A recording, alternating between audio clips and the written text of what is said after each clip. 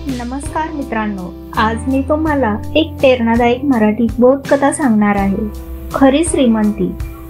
एका गावात एक श्रीमंत माणूस राहत होता। त्याच्याकडे खूप पैसा, घरे, जमीन, जागा, नोकर-चाकर सगळं होतं।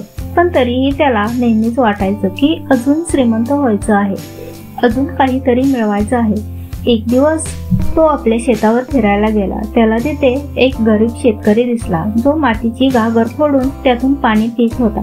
पण आश्चर्याची गोष्ट म्हणजे त्या गरीब शेतकऱ्याच्या चेहऱ्यावर प्रचंड आनंद होता, समाधान होतं। श्रीमंत माणूस थबकला। त्याला वाटले, माझ्याकडे इतका पैसा असून सुद्धा मी आनंदी नाही। हा गरीब माणूस एवढ्या कष्टाने जगतो, तरी इतका आनंदी कसा?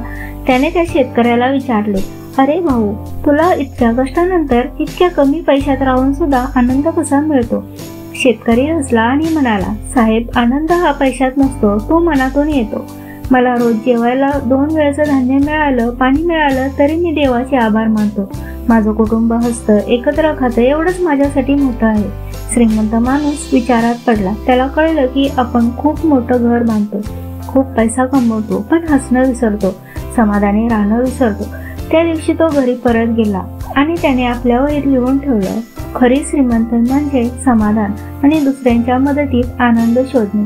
त्या दिवसानंतर त्याने आपल्या पैशाचा उपयोग गरीब लोकांना मदत करण्यासाठी करायला सुरुवात केली। एखाद्याला औषधासाठी पैसे द्यायचे, एखाद्याच्या शिक्षणासाठी मदत करायची आणि बघता बघता तो श्रीमंत माणूस खरोखरच समाधानी, शांत आणि आनंदी माणूस झाला।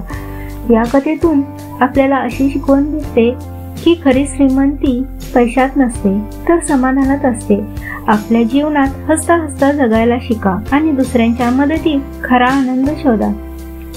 कथा आवडली असल्यास व्हिडिओला लाईक करा, शेअर करा आणि अशाच प्रेरणादायक कथा ऐकण्यासाठी चॅनलला सबस्क्राईब करायला विसरू नका। धन्यवाद।